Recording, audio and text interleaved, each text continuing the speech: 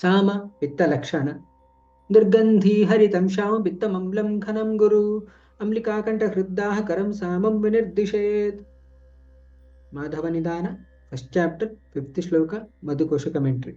If you split this,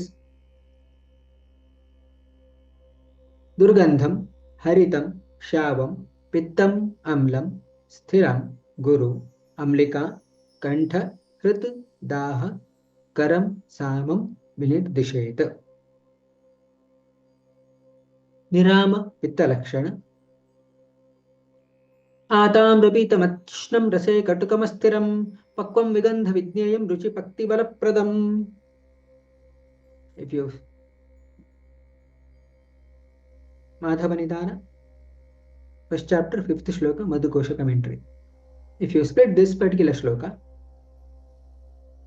Atamram Pitam Ati Ushnam Rase Katukam Asthiram Pakvam Vigandhi Vidnyayam Ruchi Pakti Balapradam.